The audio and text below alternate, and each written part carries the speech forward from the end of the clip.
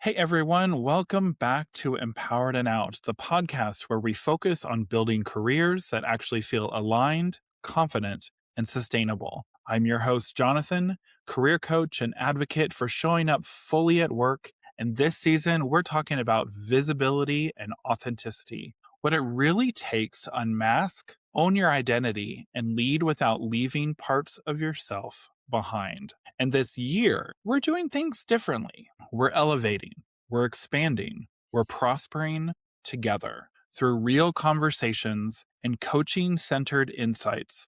My goal is to help you reconnect with your confidence, trust yourself more, and start making career choices that support not just your success, but your well being as well. So take a breath, settle in, and let's get into today's conversation. So today's guest writes from the liminal spaces, the quiet thresholds where memory, identity, time, and becoming blur into something truer than certainty.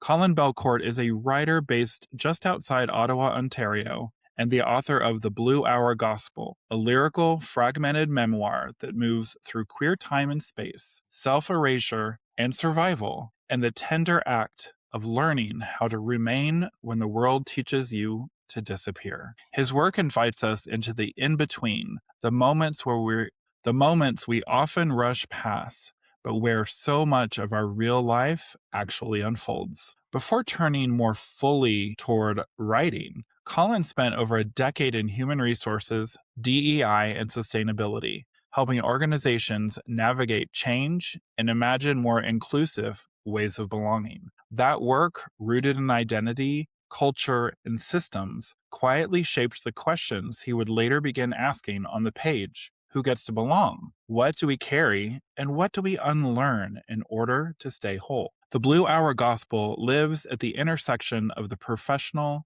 and the personal, part history, part confession, part myth, tracing a life lived in thresholds while witnessing how queer community, language, and visibility continue to evolve over time. I'm really honored to sit in this conversation with Colin today, to explore how we tell our stories, how we survive the spaces between who we were and who we're becoming, and how authenticity becomes both a practice and a form of liberation. So, Colin, welcome to Empowered and Out. And welcome very much. Although I will say, I just got finished with the Gen Z episode that you did. And when I heard in your intro a decade of the time spent in this, I was like, no, no, no, no, no, no, no, no, no. I'm young. I'm young. All right. So before we jump in, this is a new segment in my podcast that I am doing this year. It's called the Energy Check-In. So on a scale from 1 to 10, how is your energy today? And what's contributing to that number? I totally have PTSD from this question. I'm not going to lie, because at like 2 companies ago, I had a chief people officer that would ask us this. And if you didn't say like 9 or 10, you would be like, why? What's wrong? What's going on? And I was like, let me be a 6. Let me be a 5. I'm just living my best life. But I will say, so if she does listen to this, which I imagine maybe she will, I would say I'm a 9, and that's just because the energy of community this year has been, like, rocketing me through so much, and just the absolute way that people, I think, have shown up this year in ways that I never even would have guessed has just been so invigorating that I'm like, 9. A solid 9 is a good place to start. I love that. That's awesome. I mean, of my guests so far, everyone is right at the top. They're like Oh, 9, 10, they're like they're right. liars. No, they aren't liars. Well, no, they're not liars because I feel very humbled because one of my guests did say that they were excited because they're excited for this. They were like they're Mhm. pumped and they're excited to come on and do this podcast. So, and of course, I was excited to have them as a guest. So, of course, I would hope you come, I would hope my guests and I would hope that they come in as, maybe at 8, 9, 10. But if they're not, Mhm. that's okay.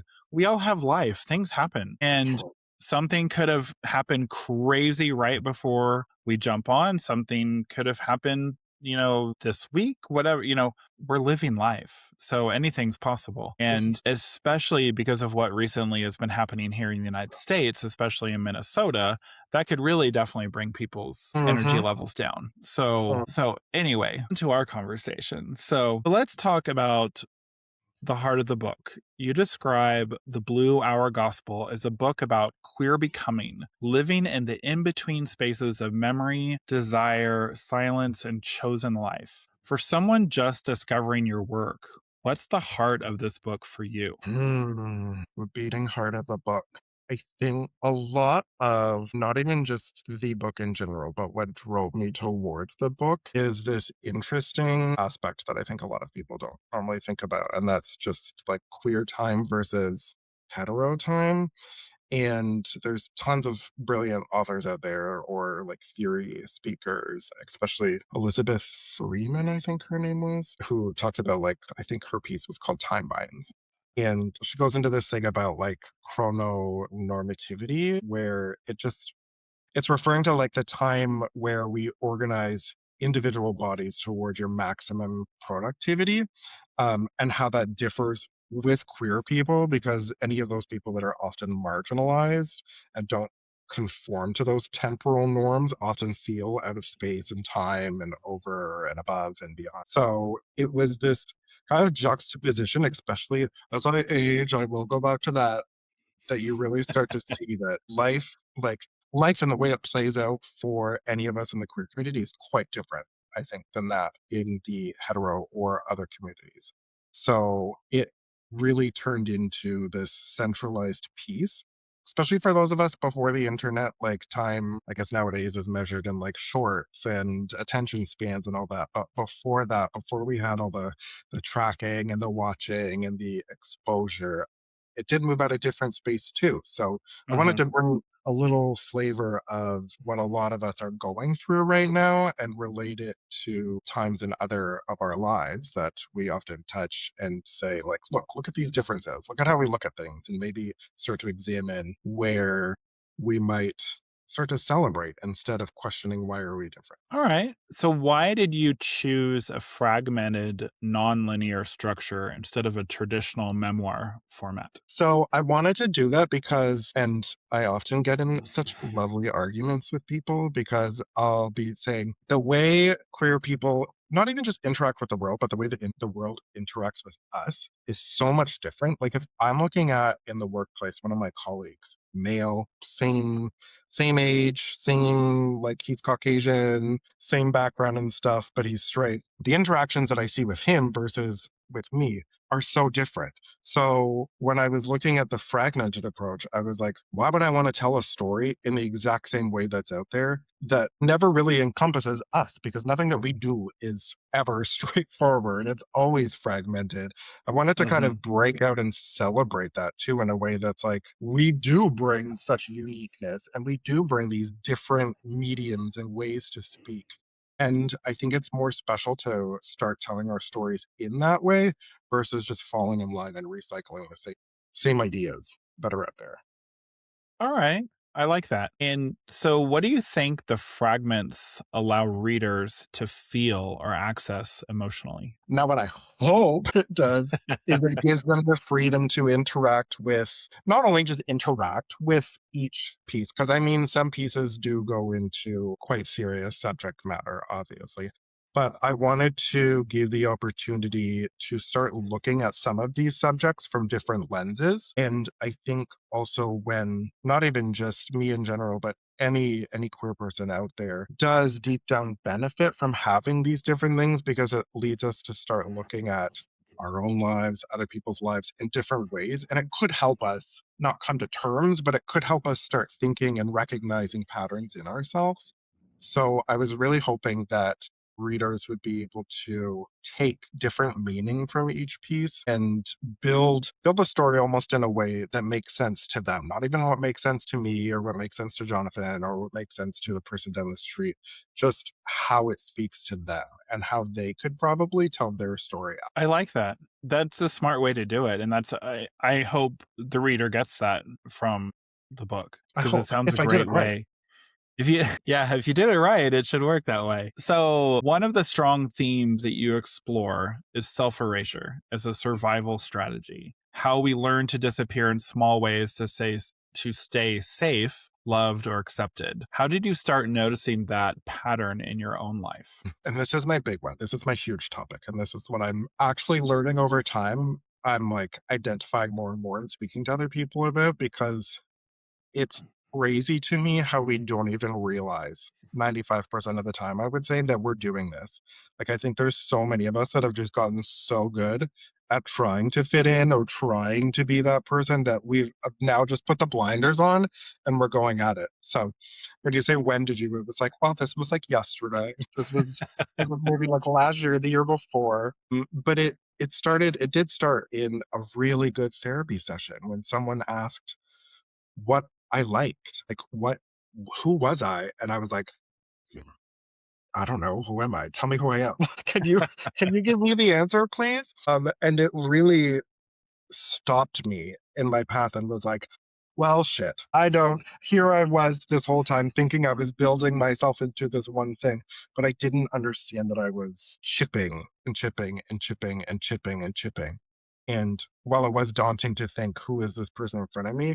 Now I'm in this positive mindset of it really helped rebuild and it really helps you start naming things. But I think that moment of, right, maybe I do need someone to tell me who I am a little bit came about through a lovely therapist. So if you're not in therapy, I strongly recommend anyone has someone good to talk to. Yeah, actually, I've never had therapy, but I have What? good friends who are therapists, and my sister thinks I'm crazy for not having a therapist all these years, but because she had a therapist for a very long time. Sorry to call you out, sis, but you know, I think sometimes we do need it, and they're there for a reason.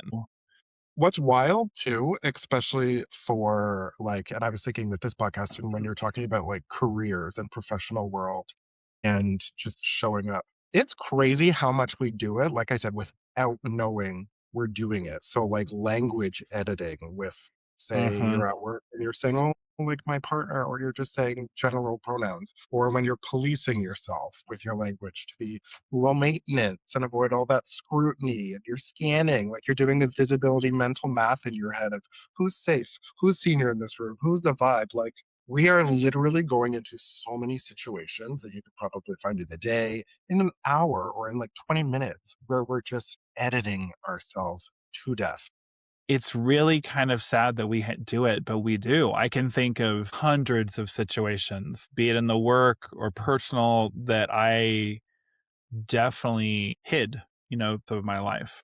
And I don't do that so much anymore because, I mean, I would hope that when I'm in my 50s, as I am, that I could be more of myself. That's why I have this podcast. That's why I coach to help people get to that point. But I also understand, as I've mentioned many times, and on this podcast, but in my coaching as well, that there's life. It's reality. Sometimes you can't show up how you really want to show up just because of the situations around you. So, Well, and there's a duality, I think, behind it too, where you not only have this level of policing that you're doing out in, we'll say, the real world, but then if you look even inter-community, where it starts to get into the shame and the belonging dynamics and erasing mhm. yourself in a way to stay in the circle. Like I know if this one, I will not say his name, we'll call him Frank. He is bi, and he's married to a female, and he was posting all of his content, right? And he was trying to break into getting in touch more with his queer side and being that. And of course, wall up in the community, it's like you're bi, you're married to a woman. Nope, nope, nope, nope, nope. You don't understand. But it was funny because when he suddenly changed his posts to be more like stereotypically queer, like dress or like mannerisms and behavior, suddenly his stuff skyrocketed. And I was like, okay, Huh. interesting that like you want to do that to be part of it, but at the same time, like we as a community should not be making you change who you are just to get some sort of traction within our own community, right? Like we Yeah. face that policing by so many other people, and then we turn around and we police the same people in our group. So it's like you got your real world one and then you got us. And there's just like this crazy burnout logic that I don't think anyone ever truly sees behind the scenes. That is very true. So we gently touched on this earlier. Gently. That's such a weird term that I just said. Anyways, we touched on, I don't know where that came from. Sorry, listeners and viewers. I don't know where. Anyway, so we talked a little bit briefly about queer time, the Uh-huh. idea that our lives don't always move in neat linear milestones, and that grief, growth, and identity can loop and revisit us. How has queer time shaped how you understand your own life? I think that one is a hard question because I think it evolves. It's constantly evolving. If I think back to when I started writing based on this that one fabulous activity that the therapist at the time gave me when he was like, "Have you tried journaling?" And I was like, "Who would journal? Like that's not going to serve me whatsoever." Here I am, who wrote a book about myself because of this. So correct, it was it's right. But my view on the time and like anything that had happened to me today was very not fragmented, but it was very again blinders on. Okay, this was who I was in that moment. This is who I am now. How does that correlate and how am I looking at it? And then of course, as you like grow and you start to notice patterns in yourself, maybe of like toxic behavior or just tendencies that we have to think about ourselves in like a negative light, you really start to look back on things and be like, oh, okay, interesting. So I did think there was this time before where, say, I was treated differently because of this. But now I'm looking back at it and I'm thinking, oh, maybe I was treating myself differently. And that's what I was picking up on. And I think a lot of that does start to come out in ways. This is going to be. I was like, when it comes to time, this is good.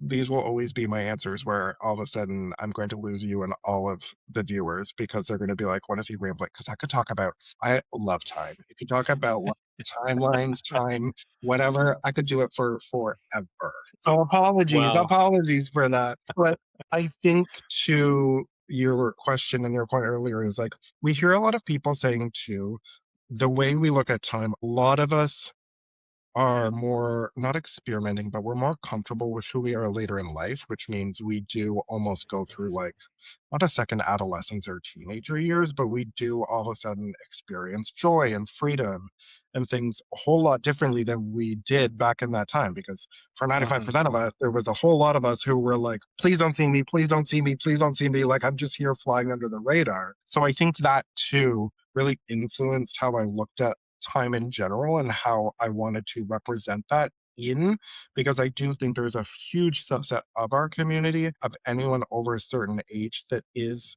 made to feel like they're being pushed out or aged out because they're past all of these things that could have happened in their life. And I'm like, no, they're experiencing it now. And that is something that we need to do better at calling out as well. I agree. And it's funny what you were just talking about, like the different times. I remember not wanting to be seen. I still can picture my very first time ever being in a gay bar. And I remember so one of the things the bar did on Sunday nights, which is where I was, what night it was they would find people in the audience and pull them up on stage to either do karaoke, which I was fine with. I sing. That didn't bother me. The karaoke actually didn't bother me at all. Or this was what bothered me and made me nervous was getting up on stage as well and pretty much stripping down to your underwear. Thank you. Now for me, thankfully, well, it was still nerve wracking. I got pulled up on stage and I was so nervous. I'm sitting there thinking, of course, this is such a gay thing to think about. I was like, oh my gosh, what underwear am I wearing? What looks good? What all these things are going through my head. And I'm like, oh my gosh, oh my gosh, oh my gosh. And then in the end, it was karaoke. And I was like, all right, I can do that. No problem. And it was a song that I knew, which was even better. But what freaked me out the most, and I think this is what actually made me the most paranoid, is all of a sudden I was spanning the audience and boom, I saw a person that I knew that did not know that I was gay. And I freaked out. And luckily, nothing ever came about out, from it. But I was so paranoid that I was going to be seen and be talked about. And all of a sudden they're like, oh, Jonathan's gay. I mean, of course, by that point, I was in my 20s. It wasn't really Different. hidden Right. overall. It just was. I was at that point in my life personally, and it's funny that I've talked about this, is that I wasn't fully ready to really be out to everyone. And so when I saw that person that had known me and, for quite a while, I was so nervous. And luckily in the end, it didn't matter. And I rocked it, by the way. I rocked the karaoke. I got knew it. So I'm making mental notes, and I'm like, if I'm ever there and I go into a karaoke bar, make sure that you're not there, because I want nothing to do with karaoke, but you would totally pull people out there. So I'm like, no. Oh, by the way, I hate karaoke. I despise it. It's not, because most of the time people get up there. I wouldn't say hate is a strong word. I dislike it. And I think it's because here's the problem for me, or the challenge for me, is I'm in choir. I'm with people that know how to sing. And so when I hear some drunk person get up on stage or get up in the wherever they're doing the karaoke and they butcher some song that you might have liked, and now all you can think of is that horrible rendition that they did. It's hard. No, I can't. It's very hard for me to experience that. So, but yeah. But I think also what you hit on there too, like before, to go like way, way, way back, which I just have to say this because this is the other thing I'm like realizing about time and space too, in the queer community, is we all generally have almost the exact same like incidents in our lives where, like, if I think back to the main bar, like not even a club, but bar in Toronto at the time when I was going out, there would be certain nights of the week where it would be like you say, best body contest. And you would get pulled, like people would either volunteer or the drag performer who was hosting would pull someone up on stage and basically be like, well, time to take your clothes off. And it's like, Yep. to be in the thing at that point is you basically feel like you're playing Russian roulette with the gun and you're like, please don't point it at me. Please don't. One thing I did learn really quickly right after that, I got to know that drag queen host of that Sunday nights. So what I got to do was I had the fun of working with them to see, oh, what hot guy in the audience do I want up on stage to strip? Too funny. It worked. Smart, for the most part. Now, unfortunately, at one point, she went against me and she got me up on stage and I did have to strip down to my underwear. But anyway, it happens. I didn't die. I'm here. I was survived. Gonna say, you're here, you're thriving. It was just a blip in your timeline. Exactly. And I am so not the same person that I was back then. I am completely different. So where do you see people getting stuck trying to force themselves into timelines that don't actually fit them? Hard one. I would say for the majority of people, or if you were looking for, I don't want to say an easy way out because it makes it sound less than, but like the number one thing would be look at everyone in your life and you start comparing yourself to them. Like, are you meeting the same milestones? Are you achieving the same things when they're achieving it? So I think that's the typical one where people will start. But I've noticed more and more that it also is shifting on the queer front to those intercommunity timelines and dynamics. So we see, at least from my perspective, I see everything in the mainstream media. So, like your popular TV shows, please don't hate me, all of your Hero rivalry fans. But we're seeing these shows play out in very stereotypical ways, I would say, where before a lot of us were saying, oh, like we're timeline comparing to our hetero counterparts. But now we have these queer versions of timelines being fed to us by people, and a lot of us buying into it and being like, oh, this is also what I have to accomplish now. And I think a lot of us, me included, a lot of the time, aren't necessarily onto that. We're still eyeing up that like hetero timeline of, oh, I'm not here yet, that we don't even realize this other one is sneaking in and throwing a wrench into our plan. Like we're basically riding a bike and that timeline is sitting in a bush and stuck a stick in our wheel and we've tripped, but we're like, hey, it was you. So I think that that's the secret, like the secret culprit behind everything that we'll see more and more happen, especially as we get more and more exposure and different stories are coming out. We're going to see that. And especially with AI advances, people feeding into those algorithms, it really is defining what what our community should look like and when we should be accomplishing things.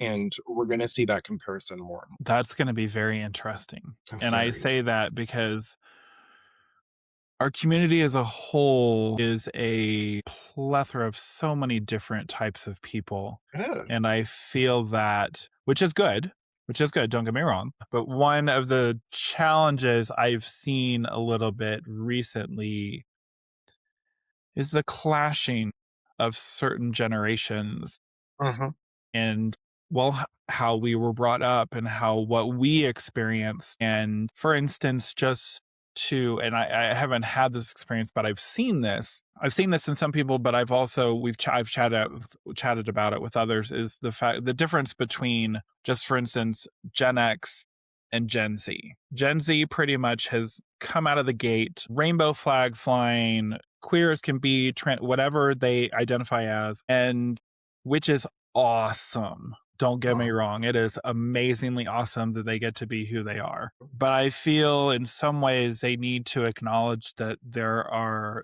people from my generation that helped that happen, that you are able mhm, to be in that spot. mhm, Because when I was growing up, I was even nervous going to my first Pride. I think that if we can come to a common ground, it's why I started, partially kind of started off the season, not really, but I did, with talking to someone who is Gen Z. Now, they are a heterosexual male. I do want to get someone who is a part of the queer community because I do want to really get their take, mhm, because it's very interesting. I have seen clashing personally with someone who is a millennial mhm. regarding identity and community. And I'm probably gonna have some massive tangent at some point, some episodes that I interview people regarding it, because I'll just say stay tuned, listeners, and viewers, because I have some very strong opinions about some stuff that I've seen recently, and it is probably because of how I grew up and what Mhm, I've been around in the mhm, community. And I think that sometimes things just need to be brushed off. Don't get me mhm, wrong, everyone who is a part of our community needs to be identified and acknowledged how they want to be acknowledged and identified. mhm, 100%. mhm, 100%. But I still think there are certain terminology. For instance, saying something as simple as like, hey, you guys, that mhm. is something that is such a generalized term. But I know that someone I know recently got very offended because the choir that I'm in, we have two insanely talented people in our choir that identify as trans. And they're Mhm. awesome. They're really great. I mean, they really are. They were acknowledged as, just the whole group was acknowledged as, hey guys. And this person got very offended by it, that they called them just guys. But I Mhm. don't think they understand, being a millennial, that this is what we grew up with as a Gen Xer, that's kind of a terminology that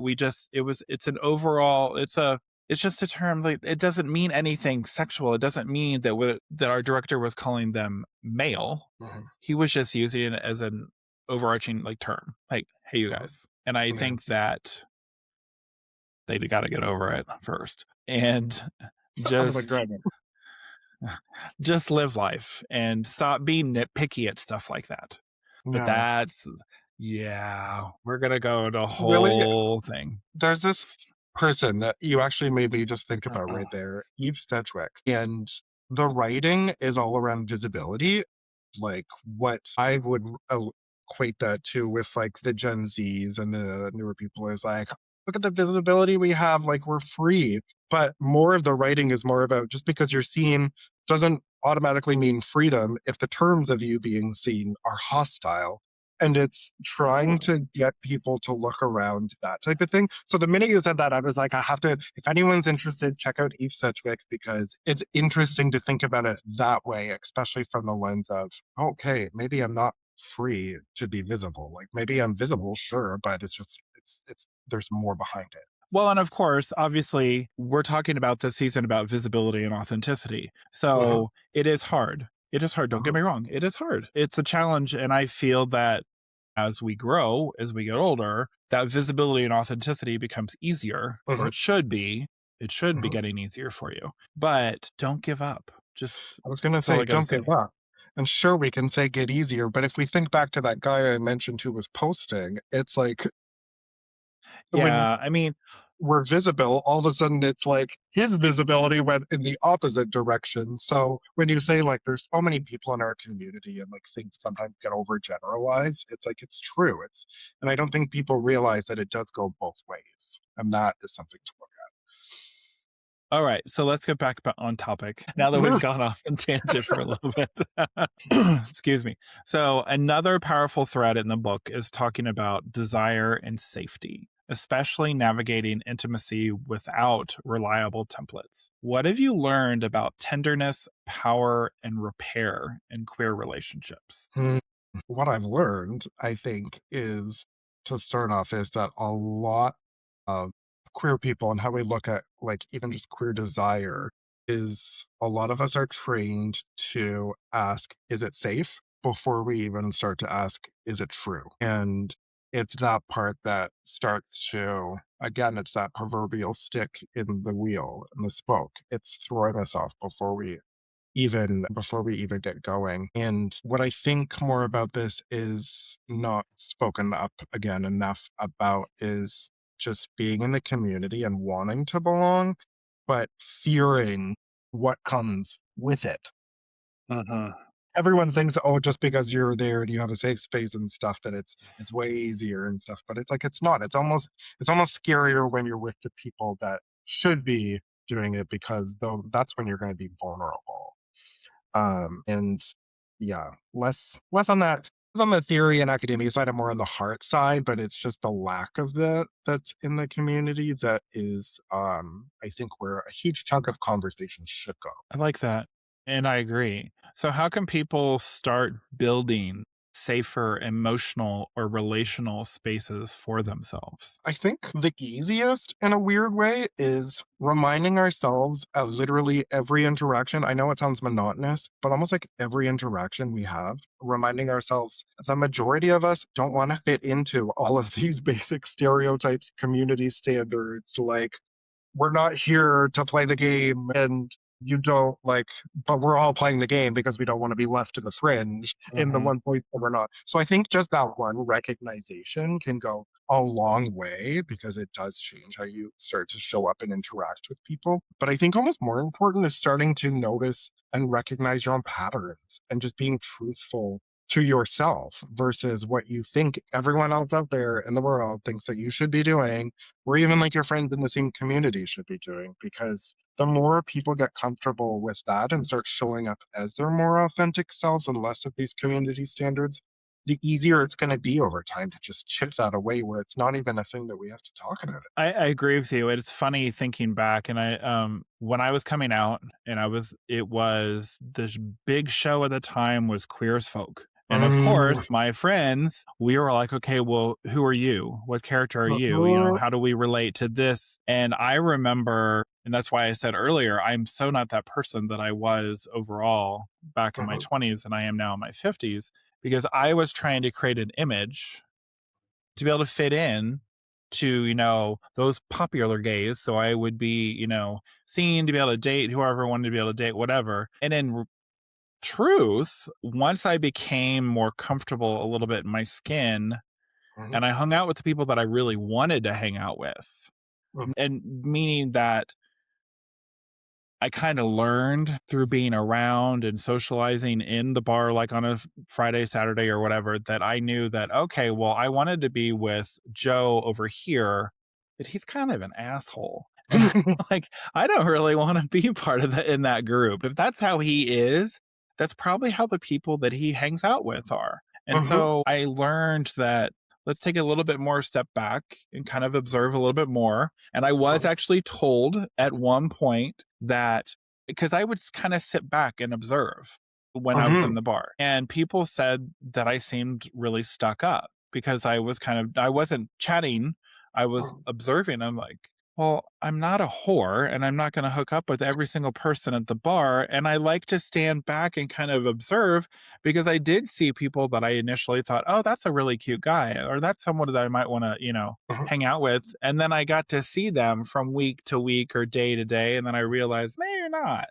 Yeah. I thought that person was cool. And then of course you kind of learn the right people to hang out with. You don't Now, if I had been someone who was very much into, like, say, drugs or whatever, which I wasn't, I Mhm. never have done really any, then I probably would have swerved over to that group of, those people. Even the drinking got old. Like, I don't think I even spent, in truth, I don't even think I spent even 5 years in the gay bars just because it wasn't my scene. Mhm. I had grown up as an athlete. I'd grown up in these different circles that sitting, standing, don't get me wrong, I loved the dancing. I loved, some of the stuff going to the bars, but getting plastered and wasting ridiculous amounts of money to, okay, where did it get me? It Mhm. didn't get me anywhere.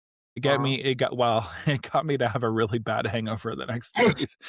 And sometimes having to go to work with a hangover, It's and that wasn't true. fun. So I feel that building those safer spaces and being more authentic is what's more important. But you have to, it comes with growth. And I think just in general, we grow as humans, just overall. But I Mhm. feel that when you get in the right group of people in the queer community, you're going to be really able to be yourself.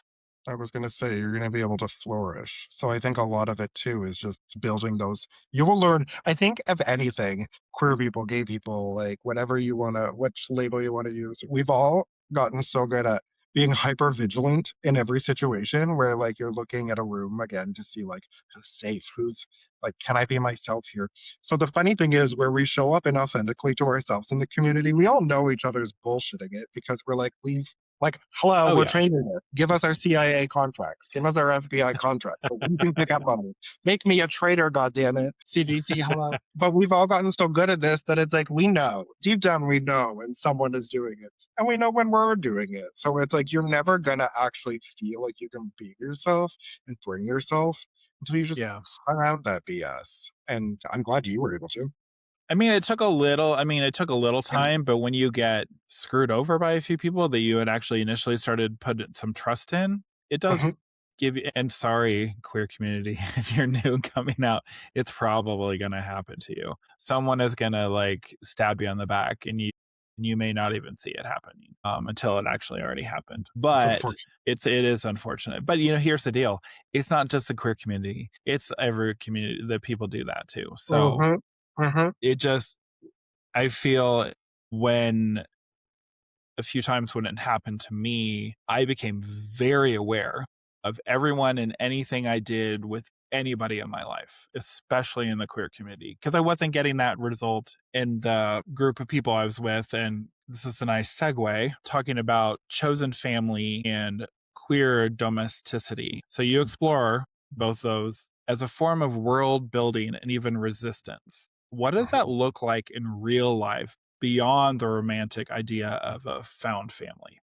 That's always something that I've actually struggled with. So I'm not gonna lie, I'm probably of the like not popular group here, and where growing up that was one of the huge catchphrases a lot was like, oh, as gay people, we get to choose our own family, we get to do this. And I would be like, I hate that. Like I hate it, hate it, hate it, hate it, hate it. Because I hate this idea of like just sometimes the way it's worded, it almost makes it sound like, but don't worry, you get this consolation prize of like getting something positive that you took the time to build. And it's like, that's not fair. That's taking the onus off of like anything else around you and putting it only on you. So I hated it, just an FYI. But I think it's more interesting even to look at, and I'll go back to when you were talking about like finding the groups that like you feel even more comfortable with. Cause I think a lot of the times people will be like, oh, well, like, yeah, like I think of this person as a brother or a sister, or like I see this older person as like a mentor. But I think it's deeper than that. I think with these groups where you're finding more of a place in it, they do become like a surrogate feeling to you where you're all sharing in the same struggles. You're all likely being treated the exact same way throughout your life in all these different scenarios where you can bond at a different level than anyone can, like even with your own Uh-huh. family, because bless even those people out there who have like the most accepting, lovable, like, we love you, you fit in this, they can't understand you. They can empathize with you, but they cannot understand you. And these people can. And I think that that is like this special moment where when you do get lucky and you do find it, it's like grab it, snatch it, grab it, do whatever you want to do with it, give it Stockholm syndrome so it doesn't want to leave you. Like that's your that's your chosen family. And Yeah. I think that that is more natural to queer life than, say, like regular family dynamics or friendship groups, because that's where we find ourselves the most us. So, what does home mean to you now compared to earlier in your life? I think earlier it was always, and what are you talking about earlier? I'm only 21. I only, what do you mean earlier in my life? um, no, earlier I would say I was like, home is structure, right? It's your house, it's your spouse, it's kids, it's having a dog, it's having a job, it's being able to do this. And where I think it is still, especially in this crazy, chaotic world where certain orange faced people or like other individuals want to keep stealing things and pulling things away, it is to an extent like, oh my God, home is literally where I can go and be safe right now. But I think home has morphed, and it sounds so stupid, but it is that feeling. It's that feeling that someone is going to give you when you can be you. And it doesn't matter where you are, it's not tied to a specific place or time, but it's just you being able to be you and be authentic to you without feeling the need to sacrifice bits of yourself for other things. And I think that, that's a better understanding of home than just saying, "Oh, my home is, it's YZ Drive, 10th line." Yeah, no, I agree with that. I like that. And for me, it is funny though, talking about the chosen family. And because when I came out to my family, my, Mm, actual, birth family, who I was, I I will admit, I created a very strong group of friends. I wouldn't necessarily say that they were my strong, like a family per se, but I would say I definitely created a group of friends that if I had got a different response than I did, that I knew I would get the support from them and mhm. that I could continue on to be my, what I thought at that time was my authentic self. Boy, was I wrong. But I feel that in the experiences that I had, it's it's funny to look back at it now and even having the conversation with like my best friend who I've known for we've been friends for over 40 years. She still laughs to this day when I came out to her because she's like, I don't understand why you were so nervous. And I'm like, she goes, I already knew. She goes, it was, but I wanted you to be comfortable before Mhm, you told me. mhm, And which was a much, much better response than what I initially got from my parents. I will say that. Now, my mom is, obviously she is accepting. There's certain things to this day because my dad has passed away, but my dad was not, he still wasn't really very accepting. I think it's just, I think more what his challenge was, he just didn't get it. mhm, He didn't understand it because I don't feel that overall, kind of, he didn't overall have a lot of people in his life mhm. that were in our community. And so he didn't understand it. And I say kind of because his stepbrother was an openly gay male and he did have a husband and whatever, but he hated his stepmother. So that's probably why he never had a good relationship with him Yeah. because of not that it had anything wrong to do with him, like his stepbrother. It was just he didn't like how his stepmother treated him and his siblings and just life in general. So, but I feel that my mom has done a great job of learning and Mhm. what, and then my sister at the time when I came out, my sister was working in, and she still is, was working in Hollywood. I mean, talk about people being like hidden and like Yeah. like hiding themselves, especially at that time, still to this day. And it's rather sad because I always laugh when I see think it's like on TikTok, or like, "Ooh, did you know this person might be gay or whatever?" And a celebrity, it's like, I don't care. Yeah, who Like, gives a I shit? mean, now, the funny thing is, and this is where I'd get pushback, that person, whoever that out gay actor, actress, whatever they might be, does help with the representation, with the comfortability, with the people in our community Uh-huh. being, okay, well, I can't even think of someone that at the top of my, but um, okay, no, I can't even think of some, I'm drawing a blank at the moment, but for to have someone that, okay, that's like me, they're out, they're this person. Okay, great.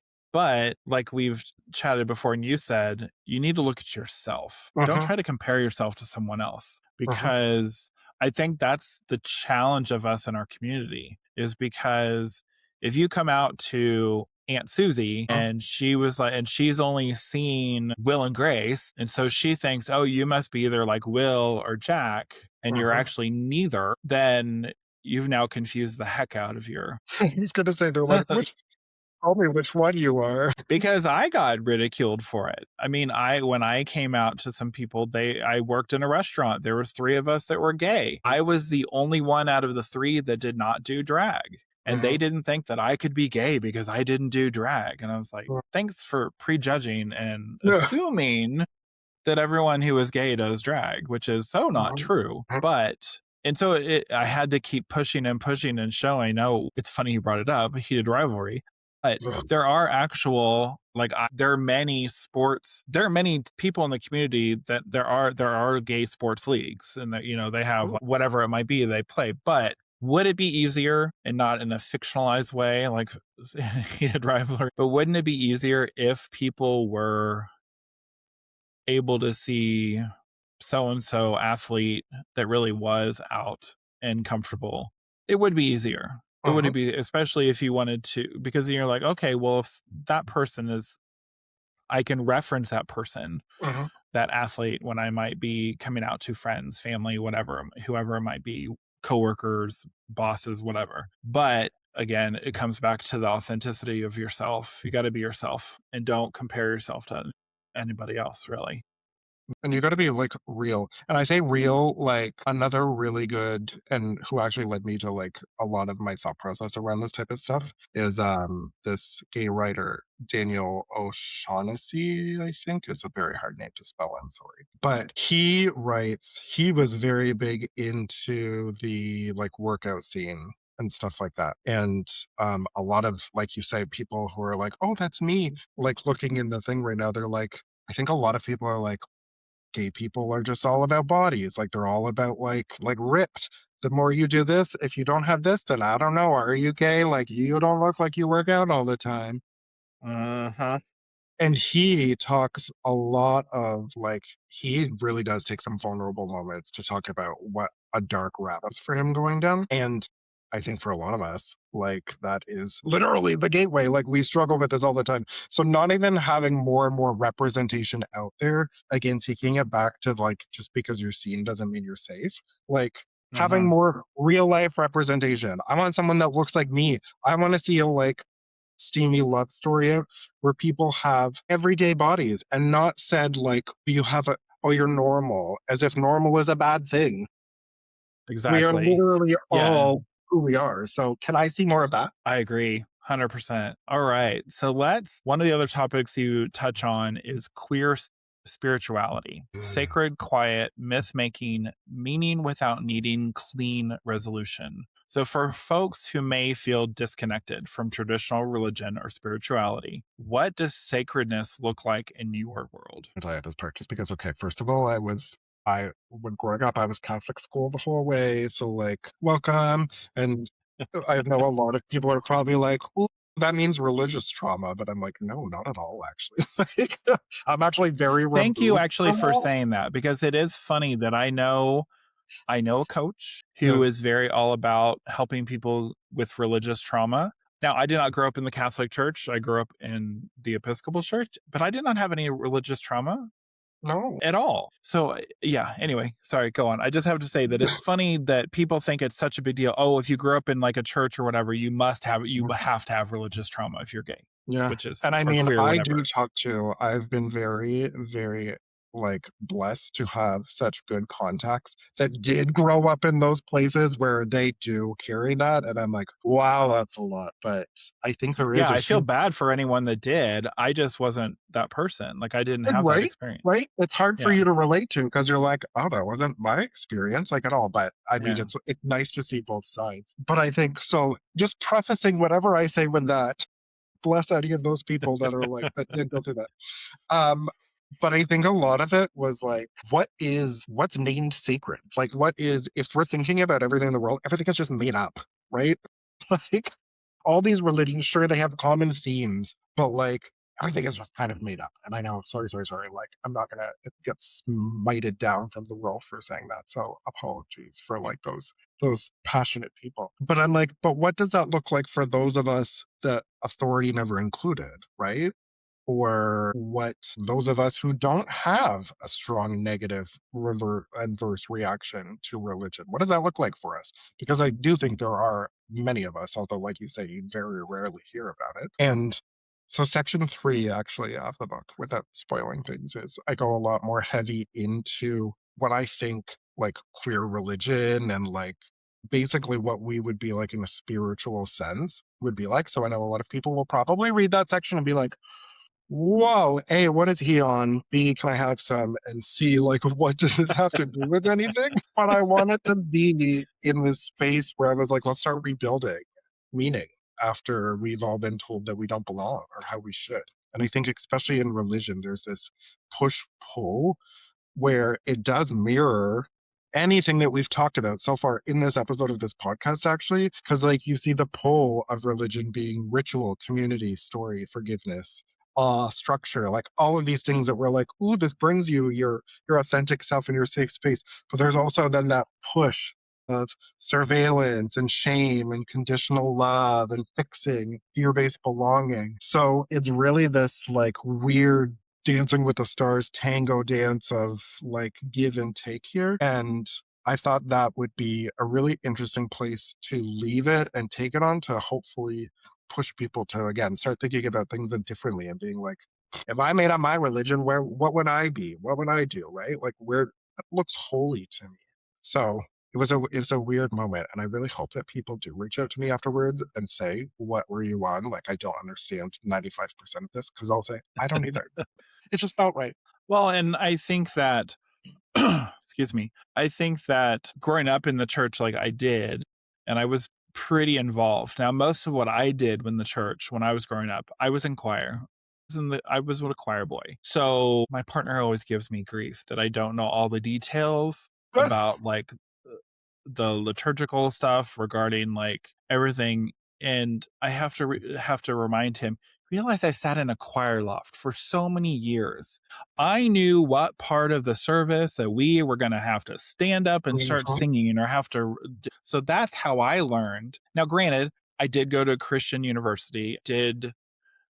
I've been pretty consistently overall going to church even still to this day here. But part of the reason where I found the church that I wanted to go to was because it was inclusive, it was accepting, it was a huge diverse congregation and staff of the church. The fact that the church that I started going to when I first moved to Colorado, our senior minister was an openly gay male.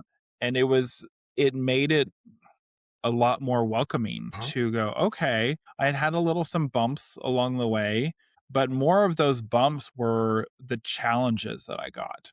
Well, Mhm. how can you still go to church if you're gay? I don't understand. Mhm. Now, that I mean, and that's a whole gosh, that's a whole episode on itself. I was gonna say that's a rabbit hole. In fact, if you do that, if I could just come and sit in on it, I don't even need to speak. I just need to like listen and just have my little face in the bottom corner. It and the funny thing is I actually was on a podcast and we talked about Christianity and being queer in the queer community.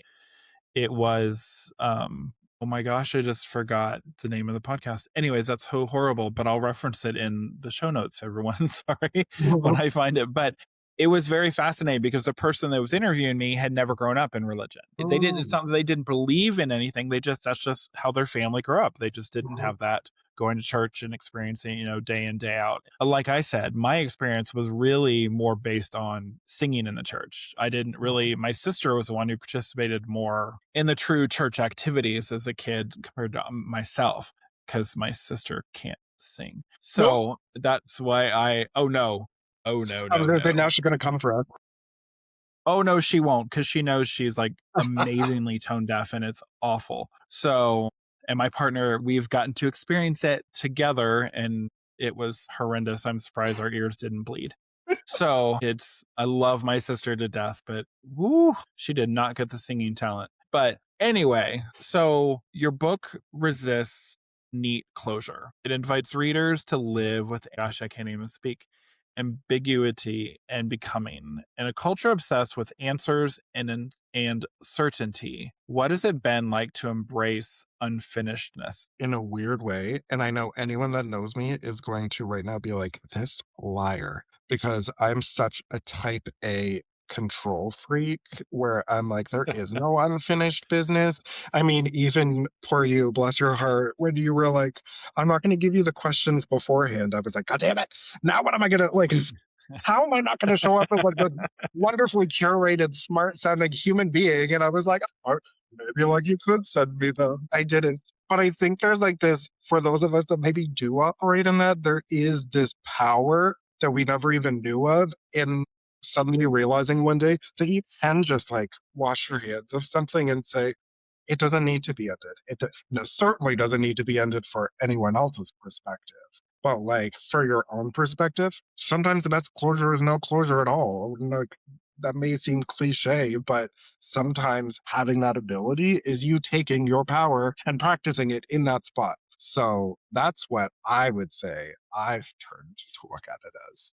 And again, I know I'm going to get like 1,000 messages as soon as people hear this being like, you are not calm. You are not this. And I'm going to be like, true. So, what does becoming mean to you today? Becoming, I think, is maybe this is like for all the coaches out there, like when they say becoming is like becoming your best self. But I think it is. Like it's becoming is being able to look at yourself in an unobjective way where you can see where you're right, you can see where you're wrong, you can see where maybe you want to grow. But also you can be selfish enough to look at yourself and say, I don't need to fit into that box for you. I don't need to fit into that box for anyone. And one of my most favorite lines that I wrote in the book, which probably a spoiler, but I was like, I'm not here to provide you with like a neat ending. I'm not here to provide you with anything because I don't know if anyone is a huge believer in the simulation theory that this world is like a simulation, but like, how are you going to have a neat ending or clean ending right now when like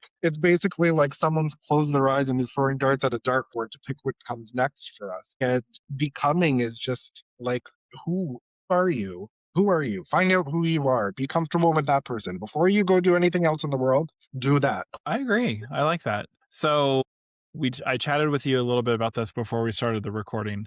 So, your book, Colin, has a playlist of queer Mm. artists, which is such a unique cross platform approach. What made you want to integrate music and video into the storytelling experience? So I was introduced to Ethel Kane, who was like my love of my life, who is a trans singer artist. And the storytelling that is like in the songs and spread across is very like, even though a lot of it does go into very extremist like sides of things. So I can't say this mirrored my whole life because I, in fact, was not lured into a cult and cannibalized. But the deeper meanings behind it all, I was like, wow, this is so queer life in general. And it's interesting to find she was very focused on the mundane side of things at times, which was also inspiring because it was like there is a lot of beauty and growth in the simple moments. But taking that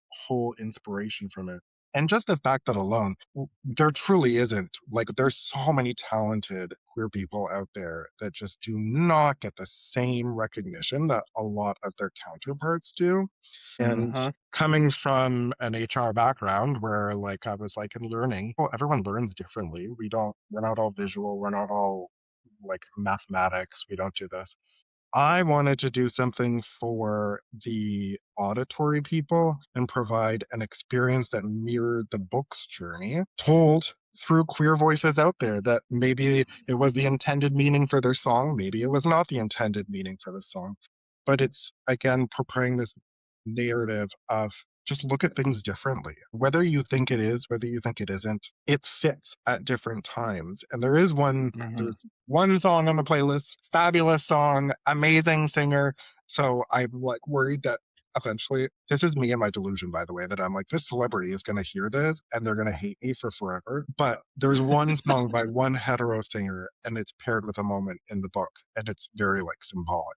And I think it shows that break of queer life and time, so to speak. But it was very important to me to bring that different perspective to it and to again try to get people to just look at surroundings in different ways and feel recognized in the words and even just the sounds that we all use and experience. So, what do you hope readers feel when they explore the playlist alongside the book? I hope they feel a natural connection to get me in contact with Ethel Kane and then have the next album be co-written.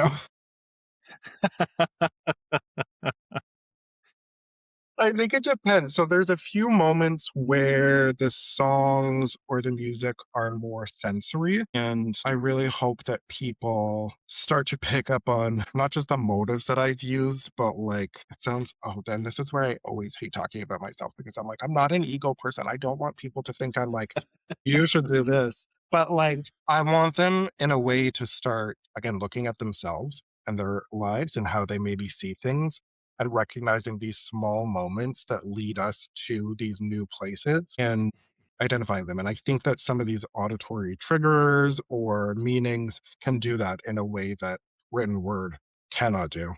Um, so I hope that's what they take away is this like serene aha moment. But if not, I hope they even just take away, damn, this is a pretty like good playlist. It's an Awesome. eccentric playlist, but it's a good playlist. All right. So, this part of the show, I like to ask my guests rapid fire questions. And these are easy. Just come up with whatever, just tell me whatever comes to your head, your mind first. These are rapid fire. You don't need to have deep thinking. I might, depending on how you answer, I might follow up with a question. What's funny is I didn't realize, I don't know if I've actually really done that too much in the past, but I realized I did that with the couple episodes ago and I was like, oh, I didn't. I'm like, all right, well, but it fit because they answered the question like both. And I'm like, okay, Mhm. well, why do you mean both? So, all right. Okay. Coffee shop writing session or late night candlelit writing vibes. Late night. I was like, "Do A you want like" song that do what? I was like, "Am I supposed to, like, say why?" No. Late night. Late night. No, you don't have to. A song that instantly drops you into your own blue hour mood. All right. So, what's something your younger self would be shocked with what you love now? My god. Tricky, tricky. Mm, to not take food and body so seriously. Amen. Yes. All And not right. even shocked, probably mortified. They'd probably be like, "Wait a second. Who's on the other end of the seance? This is a lie." And just a little bonus question. If you could write one sentence on a billboard for queer folks navigating becoming, what would it say? I don't know. Screw everyone else. No, like, love yourself, nurture yourself. We put so much time in extending beyond, "What's my environment like? What's this like?" No, what's in your own head like?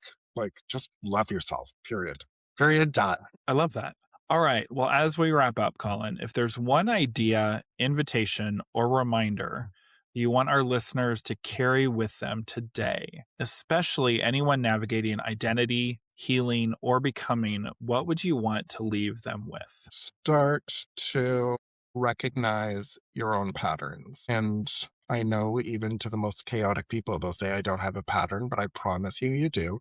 And I think once you start to realize your patterns and you start to see how you show up in things or what you're thinking, life just becomes so much easier. You really appreciate yourself and it becomes easier. So start. I love that. Well, thank you for sharing that, Colin. This has been such a grounding and expansive conversation. I am grateful for the way that you invite us to slow down, soften, and honor the parts of ourselves that don't always fit into the neat boxes or timelines. And for everyone listening or viewing, the Blue Hour Gospel is coming out in late February. And if today's conversation resonated with you, especially around self trust, identity, healing, and becoming, I really encourage you to check it out. And as always, if this episode sparked something for you, a question, a shift, a sense of permission, take a moment to sit with that. Growth doesn't always happen loudly. Sometimes it happens in the quiet. And if you enjoyed today's episode, of course, make sure to follow, rate, and share Empowered and Out. And if you're ready to deepen your own journey around confidence, purpose, and showing up more fully in your life or career, you can always connect with me through my coaching work. So thank you again, Colin. I really do appreciate you coming on. And I know everyone is probably saying thank you as well, Oh, because it's definitely been a pleasure. thank you for being brave enough to have someone on here that you're like, I don't know what is going to come out of his mouth next. I appreciate it. And so, listeners, until next time, stay empowered, stay out, and keep becoming.